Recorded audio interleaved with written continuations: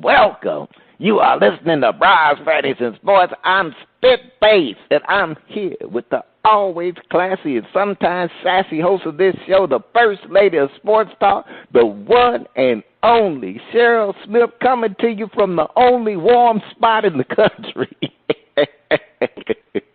How you doing, Cheryl, down there in warm Florida? Well, I don't know if it's warm because, we are expecting a cold streak, as a matter of fact. So they said it's going to be possibly in the high 40s, 50s. So for me, that's not warm now. But y'all about some that would be great stuff. Weather. That would be y'all about great some weather. Expected stuff. It ain't gonna even. It gonna look like it's there. They just trying to, make the rest of us feel like, okay, well, even Florida a little cold, Now, when it get cold, talk to me then. Let me see when it get cold, Right. All right, y'all. Check out the music this week on Shout Out. We are featuring performances from, who we featuring performances from? Oh, wait just a minute. 99Drizzy. Yeah, 99Drizzy. I wonder what's up with the 99Drizzy. Okay, First Lady. We're ready. What you saying? Each week we try to figure out what is going on in the sports world. Not the plays of the week, more like the players of the week. Or they try to tell us something, so we ask, what you saying? Fly, little birdie, fly. Time keeps on slipping into the future. Time keeps on slipping into the future. So I want to fly like an eagle to the sea.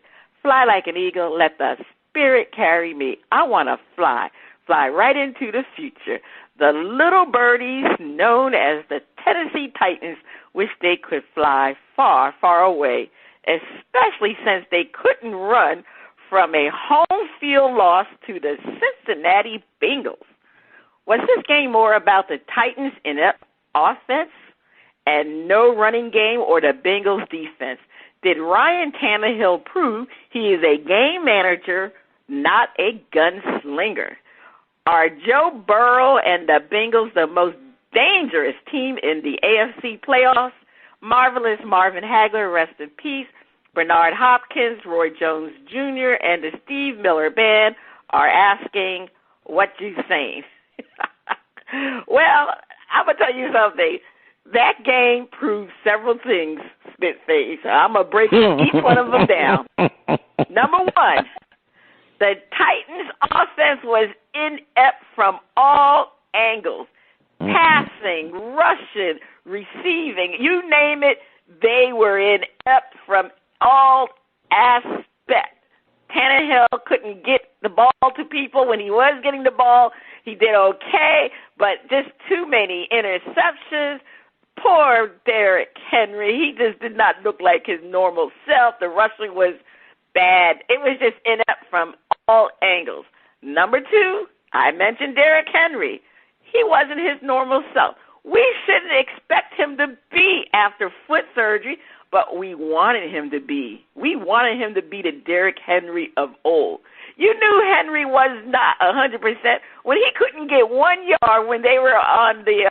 It was 1 yard on 1 yard on the fourth down, and all they needed was 1 yard in the fourth quarter. He couldn't even get that 1 yard. Then he couldn't even get the 2 yards. When they do the extra, they ran the ball for the extra point, the 2-point conversion. He couldn't even do that. I just think we expected way too much of Derrick Henry. I mean, it was just too much for us to expect from Derrick Henry. So that's number two that game proved. Number three, Ryan Tannehill has shown us who he is. I don't know why we continue to think he's something else. He is a game manager. Tannehill has never been thought of as a gunslinger. I mean, that was the knock on him when he was with the Dolphins. They said he couldn't throw the ball downfield. I mean, he couldn't air the ball out. That was the major thing. He could not air the ball out, So that's the reason why he is a game manager And the thing with him, the Titans will not win because of Tannehill, but they can win with Tannehill. But everything else around him must be hitting on all cylinders, and the running game wasn't that's the reason why he just was not great. The running game wasn't. Their defense, kept them in the game. But those interceptions, those 3 interceptions, obviously that was the issue in this game. The Bengals gained points off of all 3 of his interceptions. And, of course, the last one ended their hopes to win the game and allowed the Bengals to win on the field goal. So that's the number thing with Tannehill. Number 4, the Bengals. They need to fix their offensive line to protect their quarterback. 9 sacks. Damn, that's ridiculous. 9 sacks. I can't, Burrows already had a torn ACL last year because they couldn't protect them. I mean, to be honest with you, the Bengals need to be thankful that he wasn't hurt in this game. 9 sacks? Man, that is so ridiculous. I mean, it's amazing. And let's talk about amazing. Number 5. Joe Burrows is a franchise quarterback, and Joe Cool. Yes, he is Mr. Cool. I mean, he reminded me a little bit of Tom Brady because he was cool under pressure. He didn't flinch when he was sacked 9 times, and on his 9th time, he didn't even try to force the football in like what Tannehill was doing. He took his sacks like a man.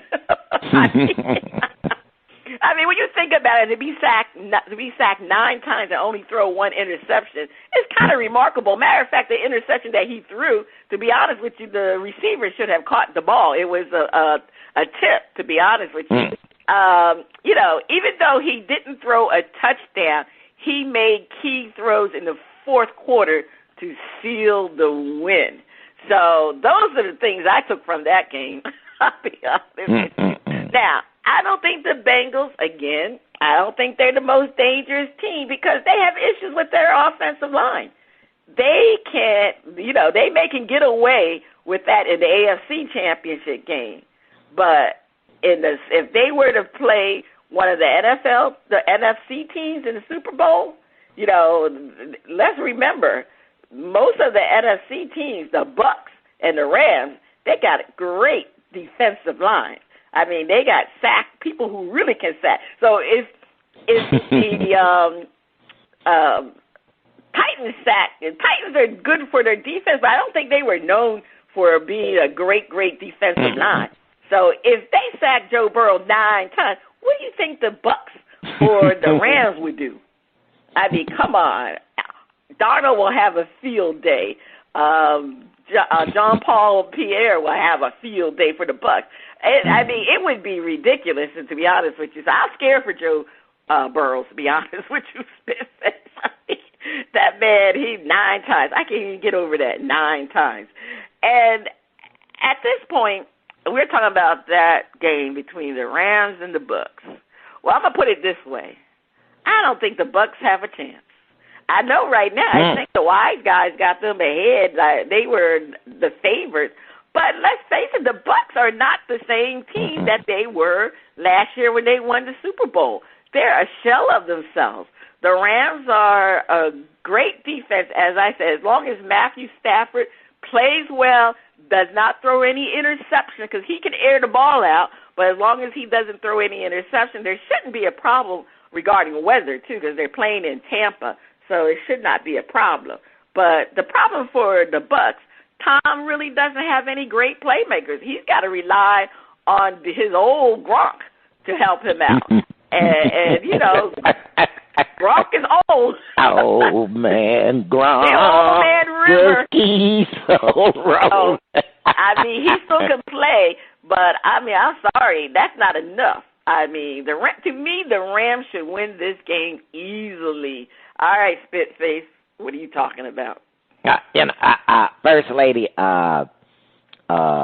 first off, I need somebody to check and see, because if this has been like something like not ordinary, that the top 2 seeds get knocked off. at home. They at home because they're the top 2 seeds, but they both got knocked off. I think that might, and if you write about them, their Rams, that would mean that 3 away teams won. Now that's got to be something, that don't happen too often. So so I'm keeping my eye on that, because otherwise that means that 3 out of the 4 teams with home lost. That would be amazing. Now, wow, them Tennessee Titans. I'm not gonna blame the game on Ryan Tannehill, because you're right, First Lady. We know who he is. The Titans know who he is, and I don't think that the fans really thought that Derrick Henry was going to come out and just roll over everybody. I think they would have loved to see that, if you're a Derrick Henry fan, Tennessee, but they were winning with him recovering. They were winning with him recovering. And the coach, the game plan looked like, like the coaches expected Henry. I go, not the fan, the coaches, because it's like, dude, come on, y'all had, the guy who was running in his place, you basically sat him down. So you got away from what was working to get you that first round bye, and because like I said, we all know, we know where Tannehill is at. But I'm going, your defense sacked somebody 9 times. That means they're giving you opportunity after opportunity. What are you calling? And then, and then Tannehill, he made some decisions that was like not good, But the Titans will never ever get to the Super Bowl with Ryan Tannehill unless they get one of them super defenses, like the Baltimore Ravens did, where really, the Ravens, where all you needed was a game manager who wasn't giving the other team the ball. That's the key thing. So, and the Bengals, First Lady, what can you say? 9 sacks.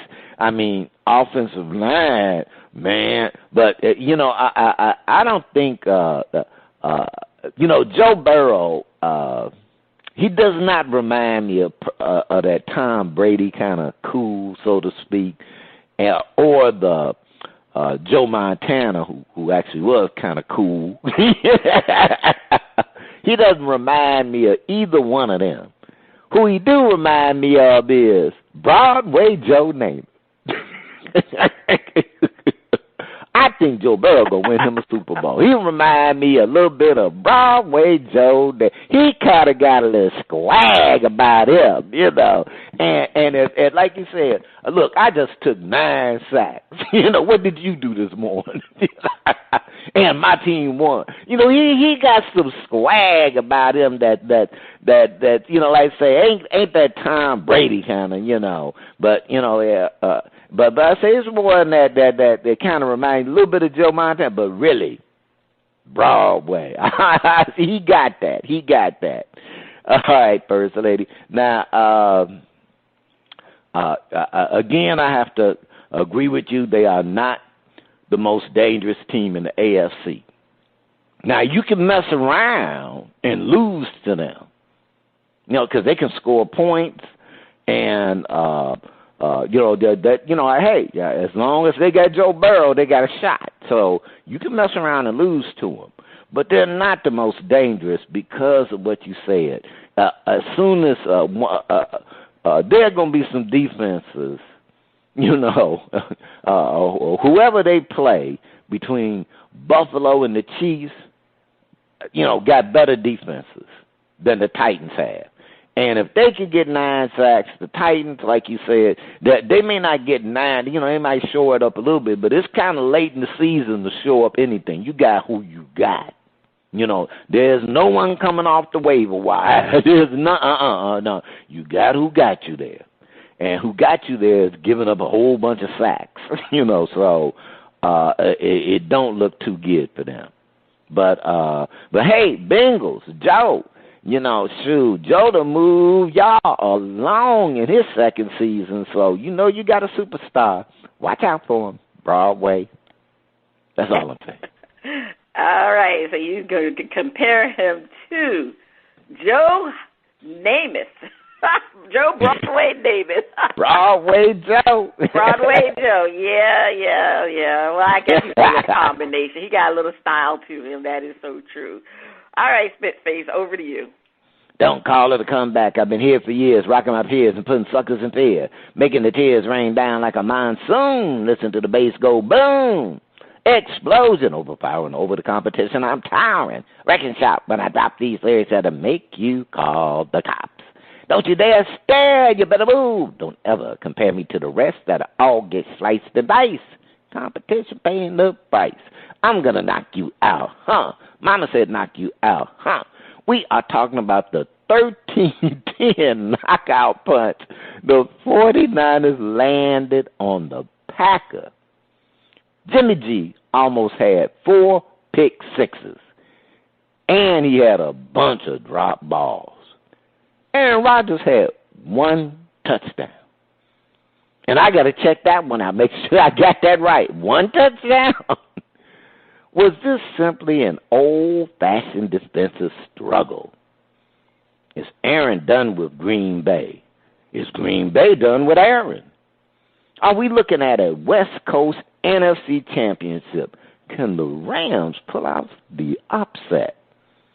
Leroy Satchel Paige, Walter Buck Leonard, and my man James Cool Papa Bell are asking what you saying. You know, First Lady, first off,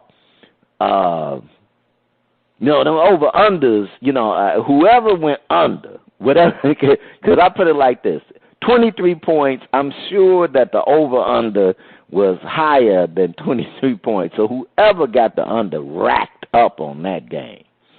And, you know, what did actually it looked more like an old-fashioned defensive struggle because nobody was scoring any points. And the Green Bay Packers, given, you know, you got home field, your special teams is the one messing up. You know, because I consider special teams is offense and defense. So, you know, when they go to punt and you got the defenses out there to try to block it, field goals, they're out there to try to block it. And so that's defense. So the defense, including the special teams, was ruling the day. And I won't say that Green Bay's defense was really like, I think Jimmy G, you know, I said drop balls, you know, he had opportunities and he was just making some po-ass decisions. He was lucky his defense was bailing and the special teams was bailing his ass out. So, you know, but, you know, sometimes in playoff football, that's what you need. You know, that's, you know, and obviously, you know, firstly, when you said that if the Bengals face like either the Bucs or the Rams, if the Bengals face the 49ers, them boys held the bad man that made the bad man that look like a regular player. You know, so even though he got over 200 yards, but that, you know, Aaron Rodgers get over 200 yards, that's a sucky foo game. You know, that's like Michael Jordan only scoring 15. You know, it just don't happen. And I think that, you know, the question, if Aaron wants to leave, now that surely there's a team that wants Aaron, that we bring in Aaron Rodgers, but I just don't, you know, it's sort of like when you look at where would he go, that if he won another Super Bowl, what's the best team for him to go to? And out of the teams that have Super Bowl contention, I'd probably say that the San Francisco 49ers. I go to 49ers. His home, his old, boyhood team, the San Francisco 49ers. Because otherwise, it's pretty much like Tennessee. I don't know. So but now the other part is that if Green Bay is not done with Aaron, because I had a prediction years ago that Aaron Rodgers would follow the path of Brett Favre, get one Super Bowl ring, and have a whole bunch of records, but one Super Bowl ring. So it's starting to shape up that way, but one thing I will say this, Green Bay, y'all know what y'all need to do, and personnel-wise, to get over the hump. And y'all going to have to figure out a way to do it, because his window is closing. Whether or not, that, and that's the thing with Aaron Rodgers. He know his window is going, and, he said, how long do I really want to play? So, as the Aaron Rodgers turns, First Lady, what you say? Well, I mean, obviously the weather conditions weren't optimum for a great offensive game. However, this was an offensive struggle from both quarterbacks. Jimmy G and that bad man did not have a great offensive game. I mean, like you said earlier in the description, Jimmy G nearly was giving the ball away. I mean, I don't understand how the Green Bay Packers secondary didn't pick those bad passes from Jimmy G. They were horrible. They were terrible. They should have been pick six. But the thing is, Jimmy G played better than Aaron Rodgers in the second half when it counted. Okay?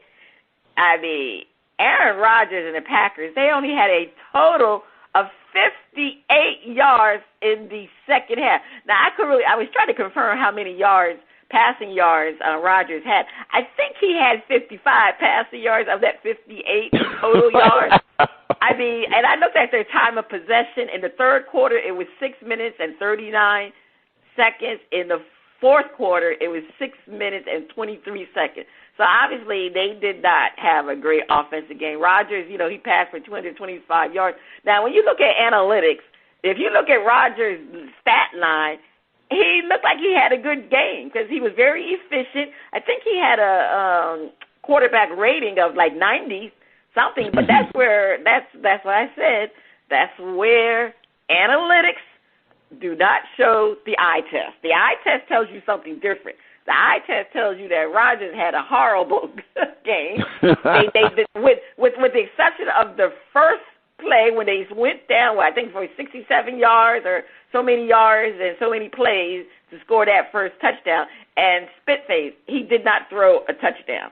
It was a rushing touchdown. So Matt LaFleur blames himself for the very conservative play calling. He was calling more running plays than passing plays in several different incidents, especially in that last possession of the game. But I guess, they were like, if I'm not mistaken, it was 3 and out. It was really not great at all. And how can we forget? I mean, there's nothing to really say. The special teams were putrid. They were horrible. They were the reason. As bad as the offense was, they still could have won that game because that special team giving up that block punt and causing them to score. I mean, that was it. That. If they didn't do that, Jimmy G wasn't scoring touchdowns. Jimmy G was, he, like I said, he played better in the second half, but he just wasn't putting the ball up there, and they didn't really have anything to fear, but their special teams was the reason why the Green Bay Packers lost this game. And, when it comes to Aaron Rodgers, he's the first quarterback in NFL history to lose 4 playoff starts to a single opponent. Now, you know what? I looked at that spit face because he had lost 3 previous was it three previous or four previous times? I think it was three. No, it was three. Three. It was three because this is the fourth loss. It was three previous times. I said, well, he got to win this game. They're playing at home, playing in bad weather. He's used to winning in bad weather. I mean, but, man, there's something about him playing against the 49ers. You know, he can't win against them in a playoff setting. Now, Rodgers' legacy was, to me, on the line because, to me, for him to be mentioned with the greatest quarterback, he needs to win one more Super Bowl. Peyton Manning has 2. John Elway has 2. Brady has 7. So he's really falling short in, really being considered a great, great quarterback because he's not in the top quarterback. I mean, let's face it. Everybody says it. He may be the most talented quarterback of ever, but to be mentioned with the best, you have to win more than one Super Bowl. Even Eli Manning has 2 Super Bowls. Which makes him debatable at best. I mean, Rodgers came into this season with so much controversy from his summer of the dramatic summer he had, whether or not he was going to be returning to the team. They had to revamp his contract. Now he has flexibility where he's a free agent after this season. And then all the situation with the COVID situation and him being so forthcoming all of a sudden. You remember before Aaron Rodgers very rarely spoke about things going on in his private life and just in general. He's been so outspoken this season. It's kind of interesting. And with all that, who knows what's going to happen to him if he decides to stay with the 49ers, to stay with the Packers. And maybe the Packers don't want him. Maybe they may be considered rebuilding because the Packers have a lot of people, I believe, that's free agents that they have to consider re-signing. And I think that I heard that they got a $45 million cap hit with Aaron Rodgers' contract. So, I mean, it's up in the air. If I had to make a guess, I believe he will be leaving the Packers and, like you said, going to a West Coast team. I mean, he can't go. I mean, he's not going to the Rams because they got Stafford. I mean, he's not going to the Chargers because they have who's that kid? Who's the kid for the Herbert. Herbert. They have Herbert. So there's only 2 places out west that he can go to. And one, obviously, like you said, the 49ers, because Jimmy G is a free agent, I believe, this season, too. And I don't think the 49ers will have Jimmy G back. But he can go to 49ers. I still say the Raiders are still out there. Even though Derek Carr is there. I mean, that's a trade they can consider. Well, yeah, but I don't know. See, I don't know how the NFL, if they do the trades like the NBA do. The NBA sign the players and they do a trade in the end of it. But and there's been talk about him going to the Broncos. That's still out west. But like you said, Spitface, the 49ers seem like the best situation for him. But you know what? Why can't he come to the Steelers? The Steelers need a quarterback. Now, now that is another team that I don't think that they as close to the big dance, the Steelers, as the 49ers would be. Well, the Steelers got a decent. The Steelers got a good. The Steelers have a good defensive team. I mean, they have offensive weapons. Yeah, they're still there young. I mean, the 49ers, okay, you know what? The 49ers' weapons, I mean, even as good as 49ers, their offenses seem to me that they don't score that many points because maybe it's because of Jimmy G. Right, that's the deal. Right, maybe because it is Jimmy G. I mean, that's the deal there, you know. They got Kittles. Who else? They got Deebo Samuel. They got the 49ers is fine, but I say Steelers. The Steelers got a young team. Yeah, but the Steelers got good. I think they have good offensive weapons. Big Yeah, Ben I mean they're just still kind of young, and that's why I say it might be a couple of years. The fastest team I think will be the 49ers because they've kind of matured, and now it's like, hey, maybe that one piece. And we can go because I think Aaron Rodgers doesn't want to be on a team where it's going to take a couple of years for them to kind of grow up. He said he doesn't want to go through a rebuilding type of scenario, which we do understand. That would not be fair to him to be in a rebuild. So anyway, his future again from last summer to this summer, it's up in the air. So we'll see how it goes. Or maybe he can go no, he's not going to the Cowboys. I don't know where he's going. Anyway, Cowboys got more than it ain't a Dak issue with the Cowboys. They pick an issue. Okay. All right. That's all I'm saying, Spitface. All right. Well, First Lady, please take us to break. Stay tuned. Coming up next, we have a performance from 99Drizzy, not 100Drizzy, 99Drizzy on Shout Out Part 1. What is a Drizzy?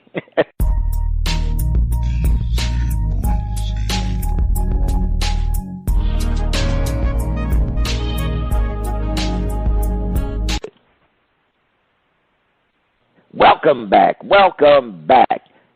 You are still listening to Bras, Panties and Sports on Shout Out. The music flows in from around the globe to get a shout out from the panel. First Lady, I can't wait to hear the music from 99Drizzy. Yes, 99Drizzy.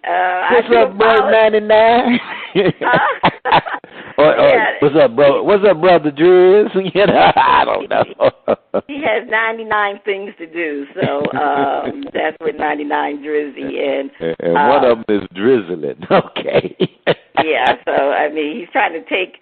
What he's trying to do is he's trying to take Drake's name. So I mean, yeah, Drake is called 99. No, Drake is Drizzy. They refer to Drake as Drizzy, which I didn't really know that, but that's what they refer to him as. So we'll see what 99 is all about. And I do apologize. I seem to have lost my place. I'm sorry.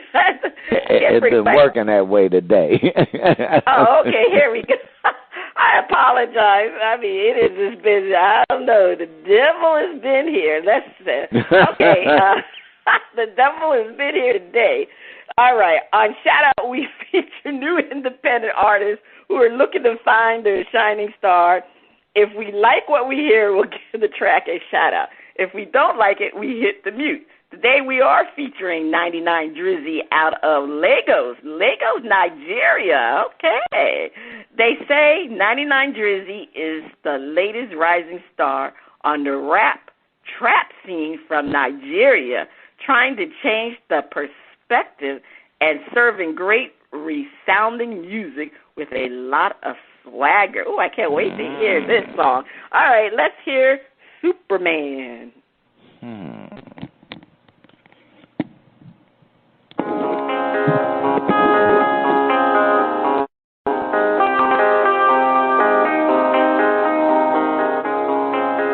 That's unexpected by Susan, baby. You understand? Damn, Jay. You feel me? You made this?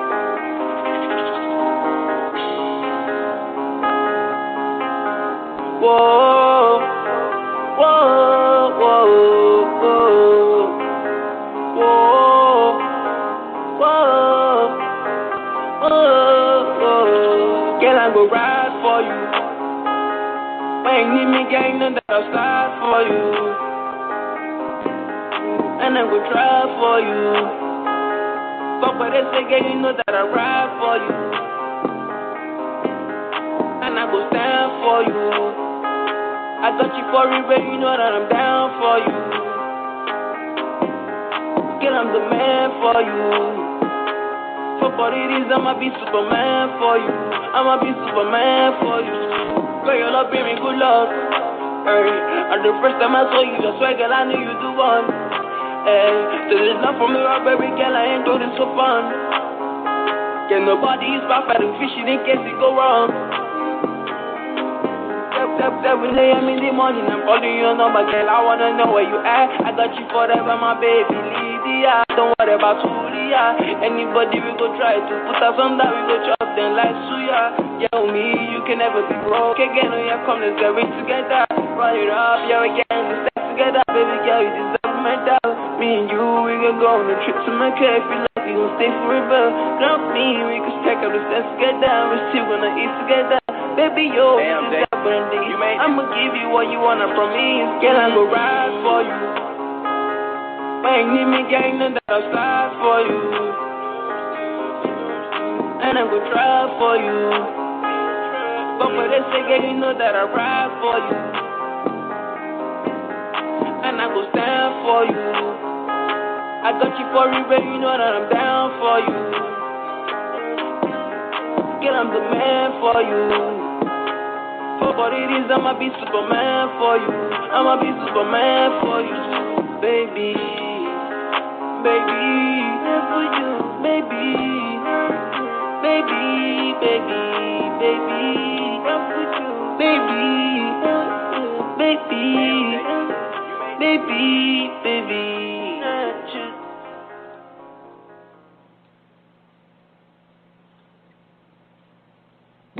All right. That was kind of short and quick. Now, you know what? I'm a little bit confused because the rapping, there was only so many bars for the rapping part. So I don't know if he was the rapper or the one who was doing the singing. You know, so maybe he was doing both of them. He just combined them together because that's kind of, you know, with electronics and stuff, they can do both on the same track.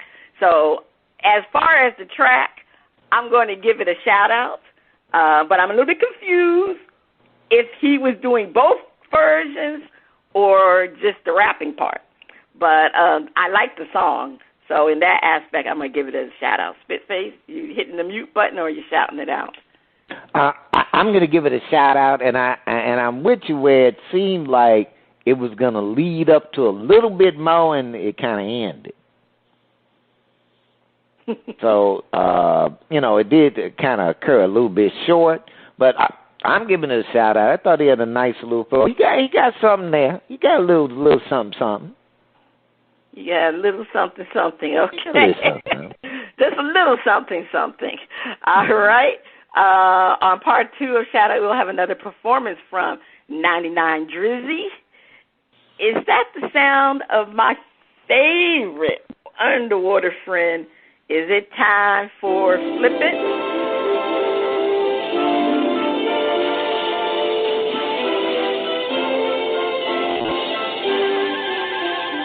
They call him Flipper, faster than lightning.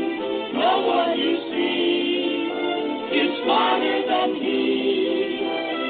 And we know Flipper lives in a world full of wonder. Lying there under the sea.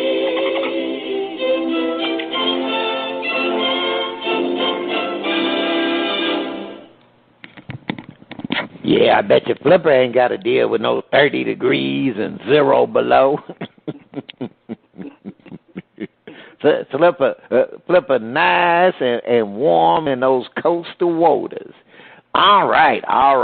Time for Flip It, where host defend a point and then flip the script and defend the opposing view. There's only one black head coach in the NFL. We wonder, will he remain the only one? Defend. There are several black candidates interviewing for head coaching positions. Surely one will get hired.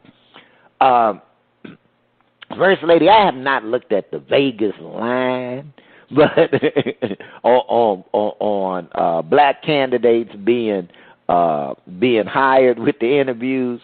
But if there was a Vegas line, I'm sure the Vegas line would say that more, at least one, possibly two, will be hired. And the reason for that is that, one, there are several, high quality black candidates who got the experience, who up and coming, that, there's a consensus that any of them could be a head coach. So, and several of them are really strong, coming out of Tampa Bay and Miami and Kansas City, and so there are a lot of really strong candidates. So there's a point where the odds just work. I think the sad part is that it may only be one. It can go that way, and there will be at least one hired First Lady defend. Well, like you said, this is going to be quite interesting, to be honest with you, because at the beginning of the season we had 3 black head coaches. Like you said, we down to one, only Mike Tomlinson, who's never had a losing season as a coach. And there are a plethora, I'm going to say plethora, of outstanding candidates this time. We got Brian Flores, former Dolphins coach, Eric Bieniemy, he's always been there, the offensive coordinator for the Kansas City Chiefs, Brian Leftwich, offensive coordinator for the Tampa Bay Buccaneers, and a new name, I might be pronouncing his name wrong too, D'Amico Ryans, the 49ers. D'Amico Ryans, the 49ers defensive coordinator. And 2 former coaches, Todd Boyles, who is the Tampa Bay defensive coordinator, and Leslie Frazier, who is the Bills defensive coordinator. I mean, let's face it, these are excellent coaches that have been exceeding and excelling with their teams. Flores was fired, but not because of performance. It was a personality clash with the GM, so that's why he's out. And based on the number of great candidates, and like you said, Spitface, at least one should get hired. I think one will be hired. I mean, to be honest with you, I think 2 should be hired, but let's just try to get one hired. Owners can't deny any of these strong candidates. I mean, in the past, it was just speaking to the black candidates to satisfy the Rooney Rule, but these coaches are too strong, and they're strong enough to be head coaches. This should not be a formality anymore. These coaches should be seriously considered for at least one of these vacancy. And as of today, I forgot how many vacancies. It's 6. How many vacancies do we have? I have to look that up, but it's a lot. It's a nice little crop, so it's a lot. It ain't like it's only 2-3 vacancies. I'll put it like that. It's 6 or 7. It's 6 or 7. It's a lot of vacancies. So I expect Matt LaFleur might get fired. We'll see. I expect one black coach to be hired by a NFL team. The time is now. Owners, do it. All right, we heard that from the first day, but this is flipping. Well, we flip the script and defend the opposing view. Black, step back. Brown, stick around. White, you right. Somehow, some way, a black coach will not get hired. And, sometimes things have to slap you in the face, and there'll be some upset so that things can get straightened out. And what I'm talking about is that there are no minority, people of color, black owners of NFL teams. And until there are black owners of a sports franchise, it's still the old boy white club. That's just how it go. Now, I know no offense, Mr. Khan, because, hey, you certainly ain't white, but you are one. and I don't know if you qualify as a minority, because there's a whole bunch of y'all on the planet. So, you in a minority of rich folks, I put it like that. So, and because of that, when it comes to hiring a highly qualified black coach, they are not in the same world as the rich white owner. And that's who they got to relate with. And there are still too many owners who got that plantation mentality.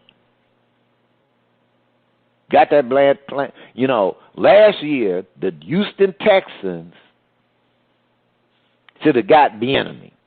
It was like, look, you got this shot. That would have been the cherry on top, even with all the issues. No, we're not gonna do that. But so I think that the issue still is not around qualifications. It's who do I see that look like me, that I relate to. And, it's not every owner, but it's still the old white boy club. And like any club, you like people who look like you. And you tend to lean, if there's going to be a break, this is the thing. Most of us, I say a lot of us, we knew that when we went into the workforce, especially for professional positions and moving up the ladder, that we was going to have to compete. But we also knew that if all things are equal, period, okay, everything is equal, and the person is looking at, well, look, really they equal. But the difference is one of us white, one of us black, and the interviewer is white, who they going to pick? Not saying out of racism, but just, hey, the break is going to go that way. So, First Lady, I would not be surprised if not one of them get hired. And there'll be a plethora of reasons. That's how I thought it was plethora. Plethora. Plethora. One of them, too. A reason. But they will flood out. All right. The time of the Rooney Rule. Let's just go back to when the Rooney Rule was implemented. I think it was 2005, around that time. I can't remember. The Rooney Rule was implemented. There was 3 black coaches. I mean, two of them were one was Lovie Smith and the Tampa Bay coach. Oh my gosh, that's a shame. My man on NBC. On NBC, you know who I'm talking about. I can't read. I don't have a whose memory. Super Bowl was stolen by that white guy. See, that was an example. Right. Anyway, you know who we talking about. Anyway, they were in the Super Bowl. You remember they had the all black coaches Super Bowl. And prior to that, after that, they had to come up with the Rooney Rule because there was only like 8 minority head coaches. Dungy, that's his name, Dungy. There was only 8 minority head coaches in the history of the NFL. Now, last season, at the beginning of this football season, 2021, we had 3 black coaches, but 2 of them were fired. The problem, black coaches are not given a fair chance to succeed. They are either fired after 1 year of losing or year 2. Most of these coaches, they get fired after they succeeded their contract, and sometimes they're given another contract. We're talking about white coaches. In the same situation, black coaches are passed by, they just continue to get passed by. Last season, there were another several amount of jobs available, and only 1 black coach was hired. That was David Culley for the Texans. And he was just hired to be fired, to be honest with you, because he got fired the next year. He was just used to get through their tumultuous season because of all the issues they faced with Deshaun Watson. So what they did, they didn't want to do that to a white coach, so they're going to put a black coach up there as the name. That's what that was all about. especially since they've got rid of him. I mean, considering what the GM left him with, he had a decent year. As far as I'm concerned, he had just as many wins as Bill O'Brien did, I think, the previous year. They won 4 games, the Texans, and they were in a couple of the games. So, to be honest, I think David Culley did a decent job. But yet, he was just a scapegoat put up there because the ownership did not want to answer any questions. So, like I said, we're going to put the black guy up there to answer all the questions. Mm-hmm. But it continues to be a problem. And you say it's because they don't. I just don't think they feel comfortable with having a black coach as the face of their team. I think that's. I'm trying to figure out what it is. I mean, why can't a black person be an NFL coach? What is it that these owners are concerned about that they would get somebody totally inexperienced to be their head coach? Who we talking about? We talking about the Giants, Joe Judge. They got fired his behind. Cliff Kingsbury, he was not even succeeding in college and got a darn coaching job. And if they looked at his record, I think I heard this recently. I forgot who said this, but Cliff Kingsbury, his teams progressively from the time they start the season, the second half of the season, he's losing. He has lost 6 or 7 straight years from college to NFL. He has lost more in the latter part of the season than he did in the beginning part of the season. So that tells me something. But anyway, he was given a job. So there's too many great candidates out there this year that they have to hire a black coach. But Spitface, I don't think it's going to change anything because, unfortunately, I hate to say this, but black coaches will continue to be extinct in the NFL. You say extinct. Extinct or what you call them, unicorns? No. Like dinosaurs. You know what dinosaurs are? No, I know what it's we don't have any dinosaurs anymore. I just say unicorn because they so rare to come by, Well, no, we don't have any dinosaurs anymore, so we ain't going to have too many black coaches other than Mike Tomlin. That's going to be it. Mike Tomlin will always be a coach until he's ready to leave the Steelers. But even if he does get fired by the Steelers, I guarantee you the Steelers would hire another black coach because they're the one that came up with the Rooney Rule. So they kind of locked into hiring a black coach. Yeah. Hey, they don't mind. They go, hey, if he win us Cup Super Bowl. That's right. Anyway. Well, First Lady, please take us to break. I tell you, it's ridiculous what's going on with this. I don't know why I keep losing my spot, Spitface. You could take us to break.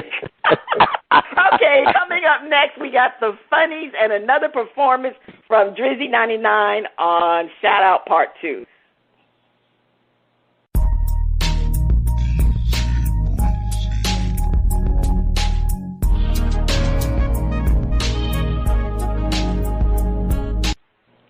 Welcome back. You are still listening to Bras, Panties, and Sports.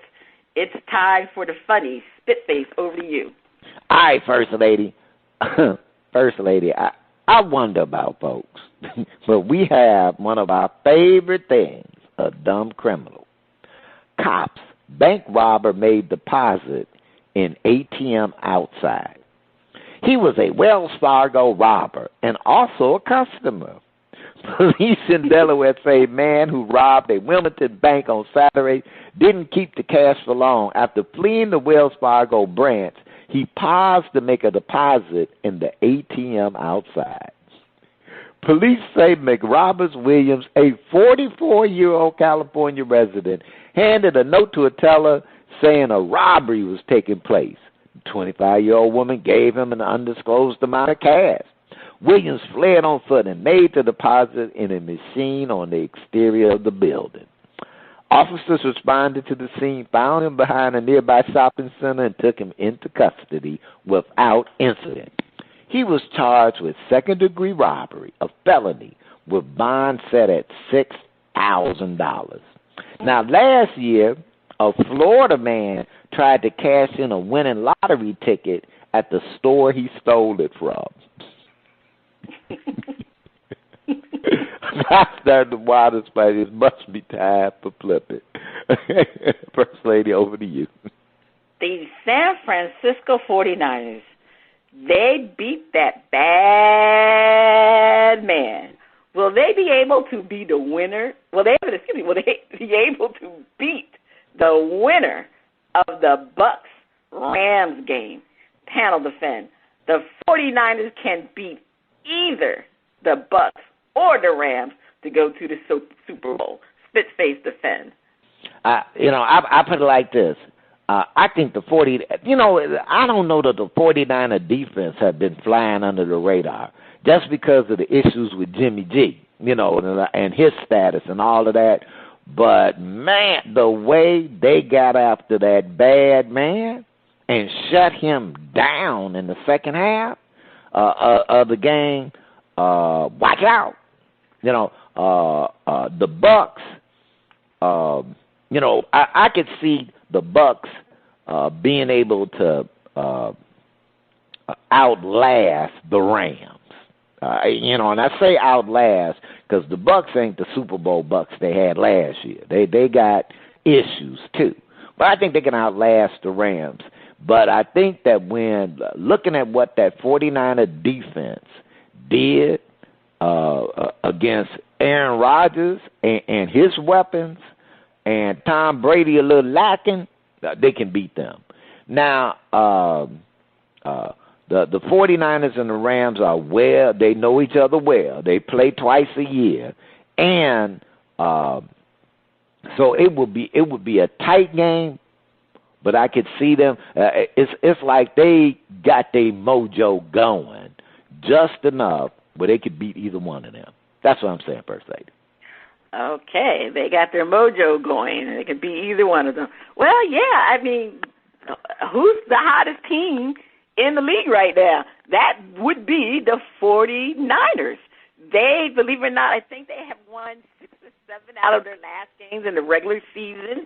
And Jimmy G, we all talk about Jimmy G. The pundits talk about Jimmy G.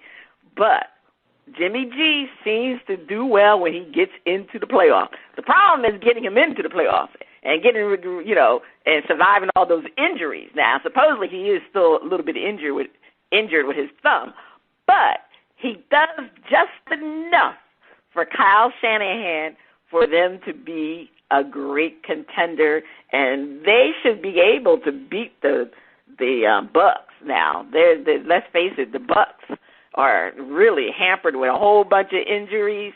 They're not as confident as they used to be.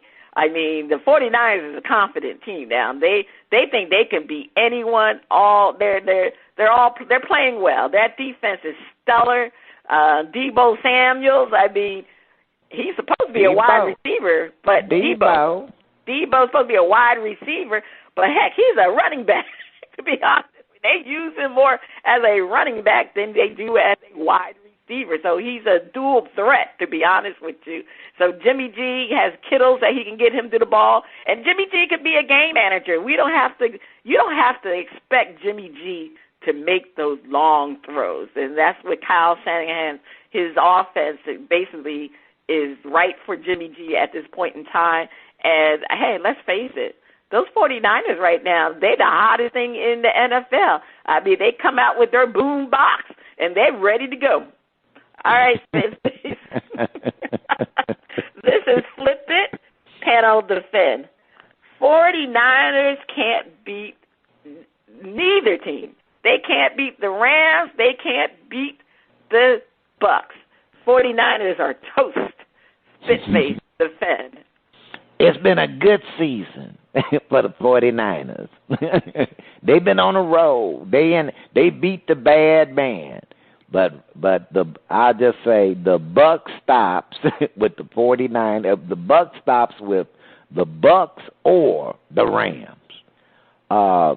The 49ers defense, you got to say them boys have got their act together. And that offense got potential, but they ain't quite there yet.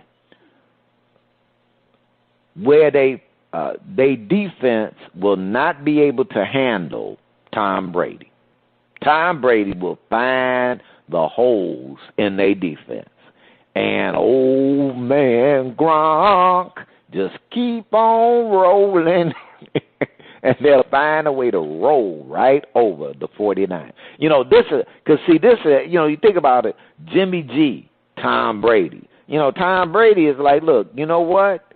Y'all were going to kick me to the curb for him. You know, so he got something to prove. Okay, yeah, you're going to kick me to the curb for him. Well, I'm going to get back to the Super Bowl over him. Now, the Rams, what was stopping them was a quarterback. And Matthew Stafford is the intangible. See, Jimmy G ain't an intangible. He's consistent.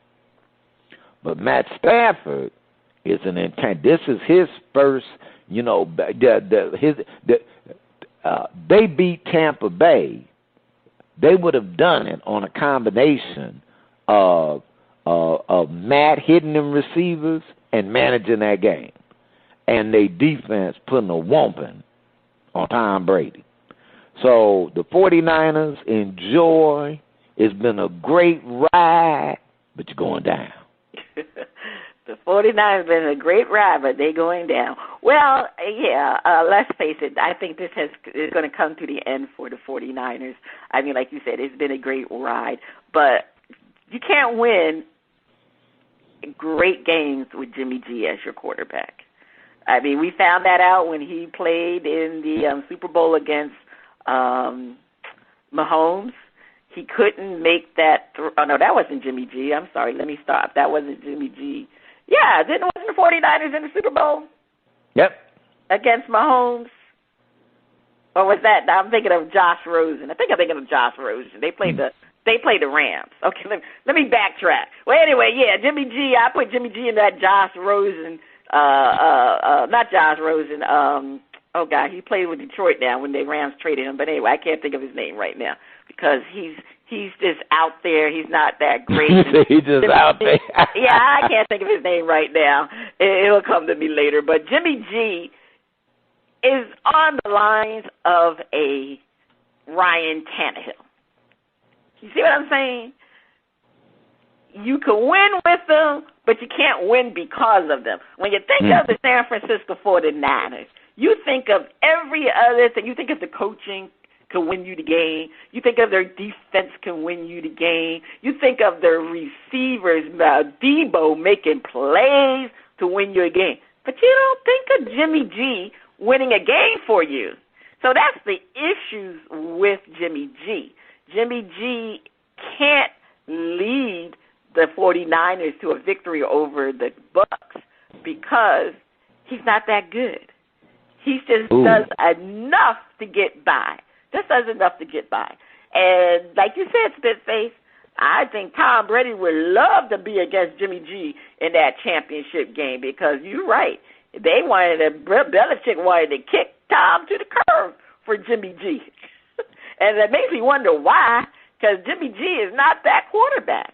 And the Rams, I mean, they know Jimmy G because, like you said, they play them twice a year. So, I mean, they know what type of quarterback Jimmy G is. And the 49ers, I mean, they've had a great season. They've already, to me, they've outplayed everybody. But now when you get into this round of the competition, it gets tough because you're going against the best of the best. And right now, San Francisco 49ers with Jimmy G as the quarterback is not the best of the best. And that's the way it is. I'm sorry. All right, Spitface, take us to break. All right. On the other side of the break, we have another performance from 99Drizzy on Shout Out Part 2.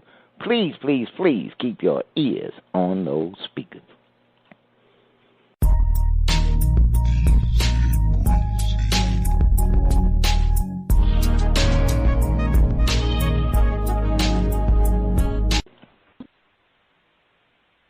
You are listening to Bras, Panties, and Sports. It's time for Shout Out Part 2, the picks, and the finale. The music flows from around the globe to get a shout-out from the crew. Spitface, over to you. All right, First Lady, you ready? We have another performance from 99Drizzy. Let's check out All She Want. All She Want.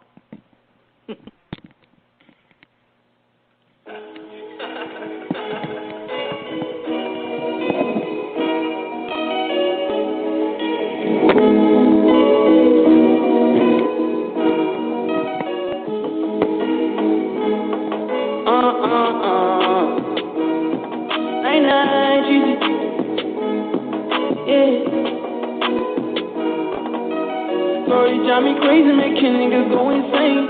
Don't know what you did, it's like you got the spell on me. Cause you always on my mind, I even see you in my face. All my friends be asking, don't know what you did to me. So please give me a chance, girl, I got what you need. She like what you need, you ain't got a lease. You a broken nigga, you live somewhere in the streets. You don't got no money, you can buy me diamond ring. When I tattoo in public, she treat me like a man. So the whole I love her, she never say it back. All she want is money, she don't really wanna lie. Be my Valentine, she like I ain't got the time. Say what you want from me. You know get this rock, you know get money, yeah. She say what you want from me. You let me alone. Girl, give me a chance, girl, don't you want from me? I got what you want, I got what you need, yeah. You say what you want from me, cause let me alone. Girl, you make me sad, almost and I don't feel like things you do to me, wanna make a nigga cry. But I'm a man, I don't feel like no tear come down my eye. Ain't no going back again, that you tell me try. Don't love me in the streets, so I don't throw snow. Talking about tomorrow, say nobody knows. If I get this money, I will have your time. So take your time, yeah.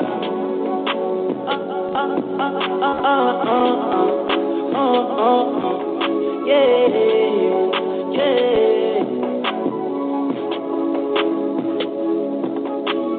She say what you want from me. You know get this swag, you know get money, yeah. Say what you want from me, but leave me alone.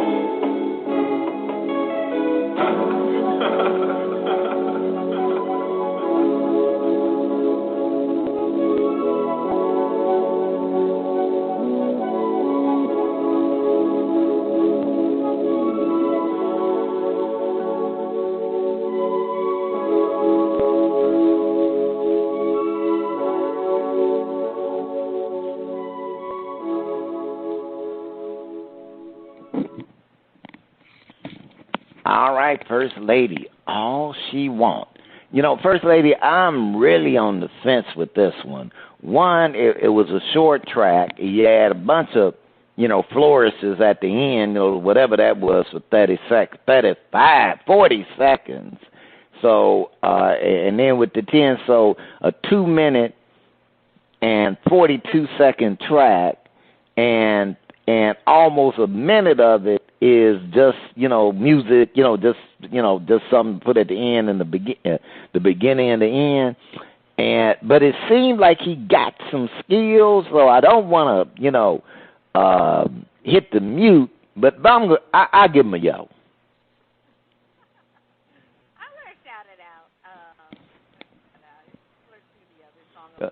First Lady, it sounds like we're having a little connection problem with your sound. Can you hear me now? Nah, hey, we got you back. Oh, okay. Why, I was kind of fuzzy there earlier. Sorry about that. I don't know what was going on. A lot of technical issues with me today. But anyway, I'm going to shout it out. It's similar beats to the first song. But, yeah, he needs to expand his lyrics, though. I mean, these songs are too short. You get into it, the next thing you know, it's over. So, but I'm gonna shout him out. I'm gonna shout 99Drizzy out. He has good rapping skills. 99.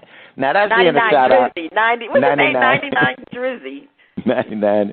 That is the end of shout out. If you liked what you heard from 99Drizzy, check him out on Old Grumpy Radio Network. If you'd like to be heard or have any comments, please send your emails and tracks to content@oldgrumpyradio.com. First Lady, over to you. All right. Who will win the NFL to the end of the season? All right. So I got 2 weeks of results.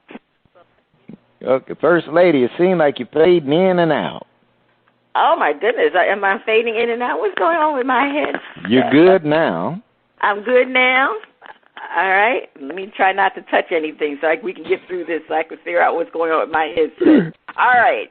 Who will win the crown, the NFL crown? I mean, we're coming down to the end. Let's go over 2 weeks of results. All right. For the first week, it was week 18, which was the final week of the NFL season. Well, actually, nobody did well. I mean, Spitface, believe it or not, you were ahead with a minus 200,000 points. Negative.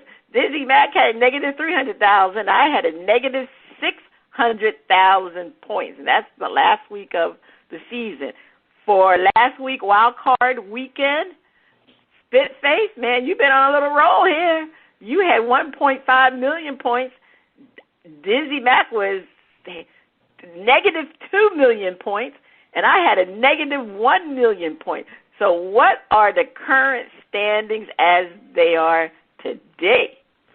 Well, obviously with those bad scores, Spitface, you're in the lead. You are up 5.69 million points. I'm next with 3.5 million, and Dizzy Mac has 2.54 million points. Wow, Spitface zoomed into the lead here. So let's get to the current picks. This is the championship week. No, this is the divisional week. So let's get to those picks.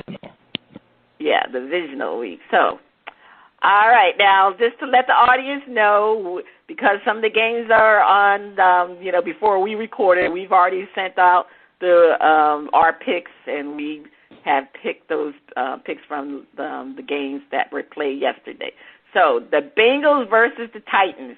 Well, we already know the Bengals win, and these are 500 for the win, 500 for the loss. All right, I picked the Bengals, so I got 500 points. Dizzy Mac chose the Titans. He's minus 500. Spitface, tell everybody what you picked. I went with them there Titans. Yeah, you minus 500. All right, let's move along. 49ers versus the Packers, and we know the 49ers won. And Dizzy Mac, he had the 49ers. He rode with the 49ers. He got 500 points. Spitface, you chose the Packers, minus 500,000, and I chose the Packers, minus 500,000.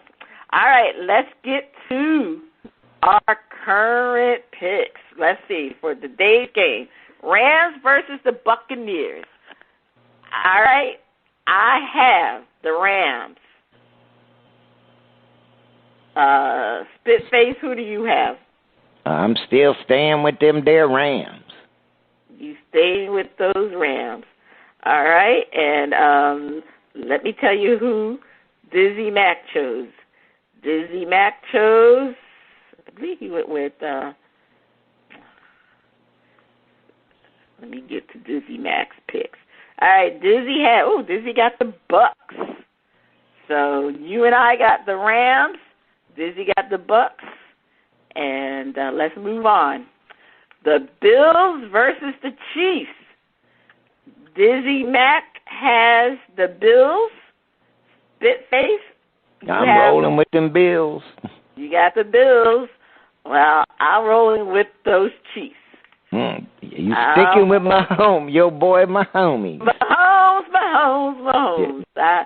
I think they're going to redeem themselves from last year. All right, we got a lot of over and unders. Let's get to some of these over and unders. Bengals, actually, we already know the results of some of them. Bengals versus Titans. Over under 50 points. Well, unfortunately, it was under because they only scored 35 points between the two teams. I had under, so I got 1 million points. And these are all 1 million points. Dizzy Mac had over. He lost 1 million points. Spitface, you had under. You gained 1 million points. 49ers versus Packers. Over and under, 45 points. That was an under. They only garnished 23 points between the two teams. I lost $1 million because I said over. Dizzy Mac and Spitface both said under. They gained 1 million points. All right, let's go to ones that we have for today. Rams, Buccaneers, over or under 55 points. I said over. Dizzy Mac says over. Spitface, what do you have? The under is ruling. The under is ruling. So you going with under? Under rule. Yeah, you got under. You definitely got under. Okay. Bills versus Chiefs. Over under 56 points. Dizzy Mac says over. Spitface? Under. You have under. Yeah, you got under. I have over. I just think that's going to be a high game. Okay. All right. Ryan Tannehill, over under 3 passing touchdowns. Well, we already know that's under. All three of us had chosen under, and we all got 1 million points. Matthew Stafford, over under 2 interceptions. Spitface, what do you have? I'm under. Tampa Bay ain't really known for ball hawking. So you're under 2 interceptions. And I believe, let me go see what I choose. I believe I'm going to choose, I think I said under. Let me double check. Yes. I am under, and Dizzy Mac is under 2 interceptions. So we all are under when it comes to the interceptions. All right. Okay, so bad man. Over under 15 yards rushing. Well, he didn't even rush the darn football. He was at 0. So, I mean, fortunately for me, I chose him to be under. You know what, Spitface? I actually studied this. I looked at his last 5 games to see where he was, and he never had 15 yards. It was always like 6, 7. So I chose the under for that. I got him 1 million, and you and Dizzy Mac chose the over. That was quite interesting. But I played this game called 2 Picks, and I chose him. I think they had him set at 5.5 for rushing.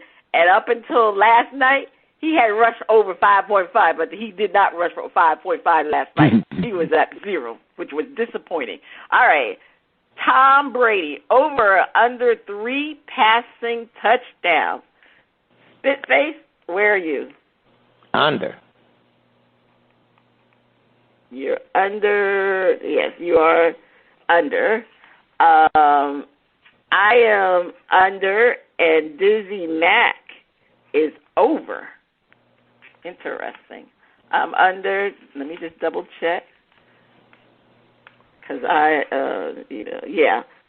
am under. All right. Titans, over under 155 rushing yards.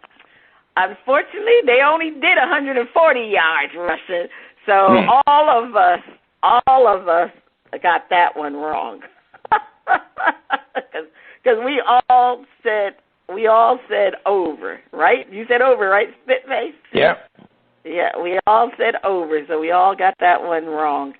Yeah, I wasn't even looking at Derrick Henry. I just went, hey, the Titans are a running team.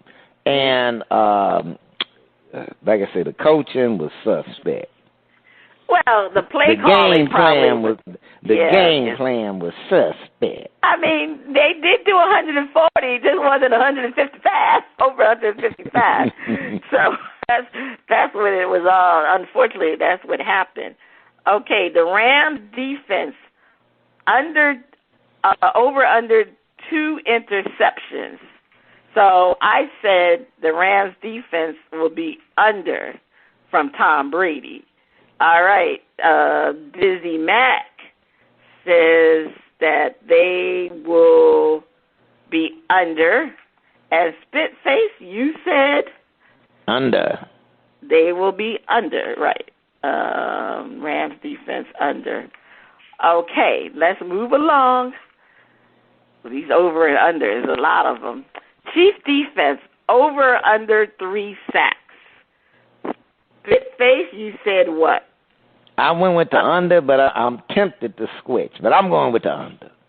Okay, you want to go with you got time? You want to go? Yeah. You want to switch? Nah, Tom Brady, he knows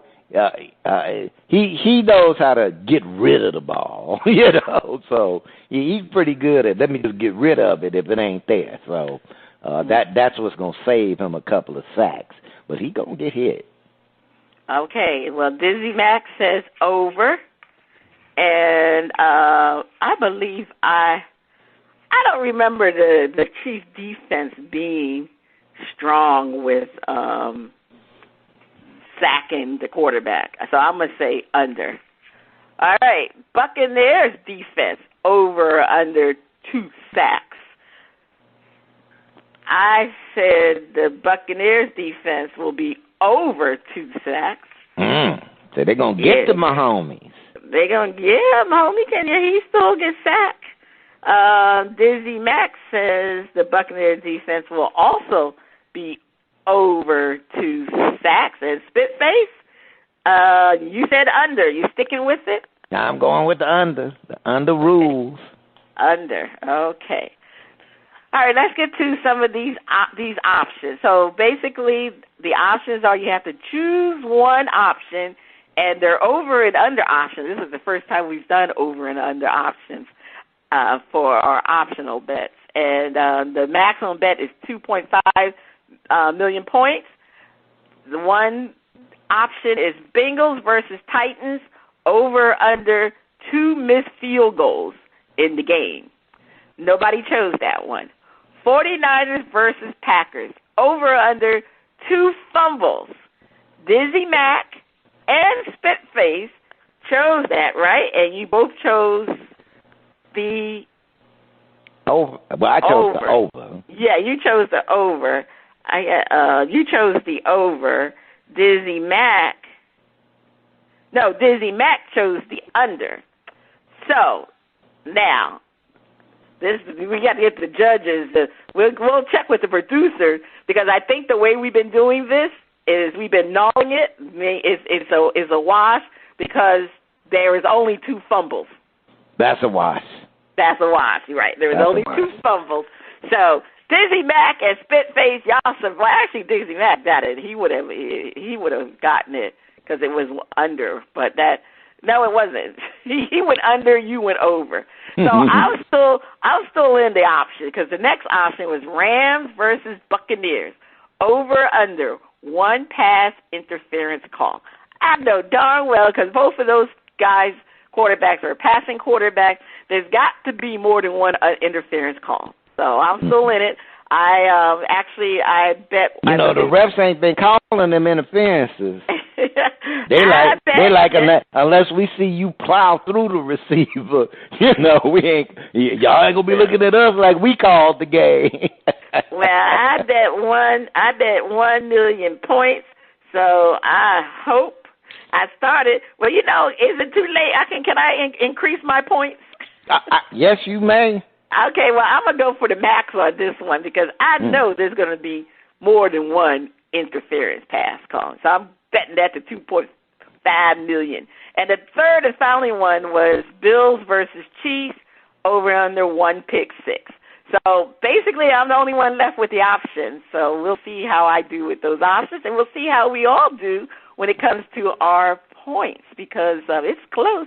Spitface is leading, man. Spitface just came and swooped right on in there. And last couple of weeks, he's done quite well. All right. Spitface, what is your top story to watch this week? Well, my top story the last week was them losing Dallas Cowboys. But my top sport, the top thing I'm looking at this week is going to be who it will be the first of the black candidates to be hired as a head coach. So that's what I'll be looking at. Who will be the first of those to be hired as a head coach? Okay. Well, my top story basically is similar to that. Is who's going to be fired among the teams left in the playoffs. Well, Bravo already said he's still going to be there. I mean, that's very presumptuous of him to say, I'm going to be there. He said, I'm going to be there. He said, I got to do better with the play calling, but I am going to be there. We'll see. All right. We'll see. We had some sad news. I don't know if you remember, I had reported maybe about 3 months ago, I can't remember exactly, Lucia Harris. She was the first female to be drafted by an NBA team. Well, unfortunately, Lucia Harris passed away. And it was on the news outlet and everything because she was the first. She was the 137th pick in the 1977 draft by the New Orleans Jazz, and she was actually a great college basketball player. She attended college in Cleveland, Mississippi. And she led the Lady Statesman to 3 national titles.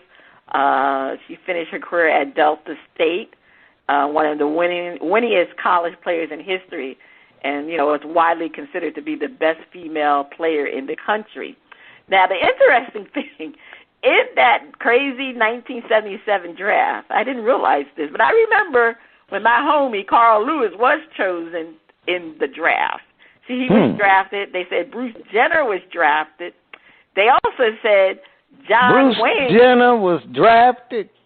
Yeah, Bruce Jenner was drafted. Yeah. It was Bruce Jenner, Carl Lewis, and an infant was drafted by the NBA teams. Wait, no, First Lady, no. That's what they said. That was the story. An infant. Well, you remember they used to go like 7 to 8 rounds back then. The NBA draft was as long as the NFL draft back then. But that's been eliminated. I think after all that nonsense, they started to eliminate the draft into 2 rounds. So that's what it said. It said an infant was drafted in that 1977 draft. But anyway, Lucia Harris was a fabulous player, and she actually went on to play in the Women's Professional League, which was called the WBL, is the Women's Professional Basketball League. She played there from 1979 to 1980. When she retired from the basketball, she, became a school teacher. And, she taught in her home in Mississippi. So, again, our condolences go out to her family. But she is one you probably never heard about her, but she was the first woman drafted in the NBA. So our condolences to her family. Join us and our partners, the Veteran Women's Enterprise Center, as we honor our veteran women entrepreneurs. Please visit honorourveteranwomen.com. honorourveteranwomen.com. Check out our current and previous episodes at Panties and Sports.com and our Facebook page, BP at Sports. This is Cheryl Smith, the First Lady of Sports Talk, and Spitface. You have been listening to Bras, Panties, and Sports. Enjoy the rest of those divisional competitions.